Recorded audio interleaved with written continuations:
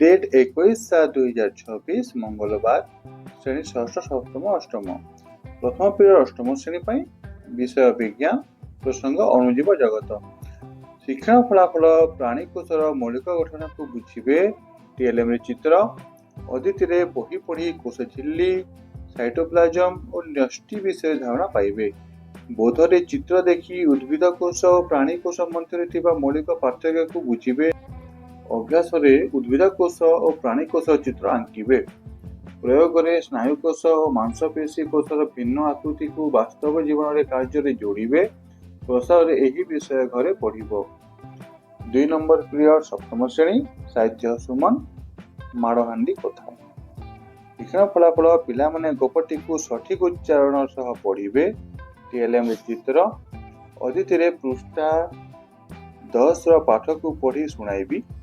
बोधरे पिलामाने बहिरे थिबा चित्र को देखिबे अभ्यास पाठ्य भाग कठिन शब्द गुड़ी को लिखिबे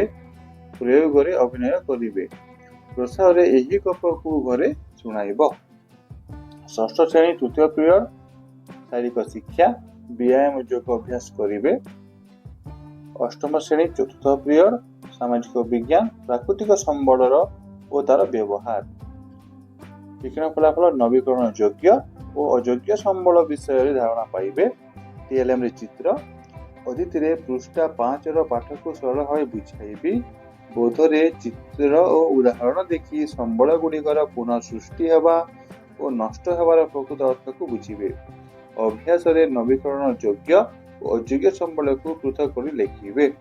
प्रयोग में वृक्षरोपण और जल संरक्षण विषय जानिबे प्रसार गोटे गोटे गछ लगेइब षष्ठ श्रेणी पंचम पीरियड सामाजिक विज्ञान पृथ्वी रे स्थान चिन्हट करवा शिक्षा फलाफल मानचित्र विषय धारणा पाइबे अदिति पृथ्वी विश्व मानचित्र एवं काल्पनिक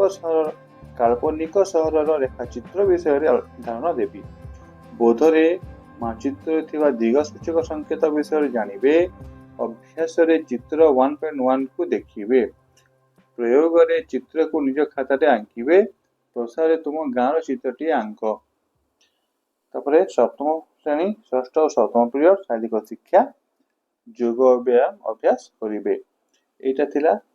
6 7 8 रो लेसन प्लान जदि आपनको भल लागुथिबो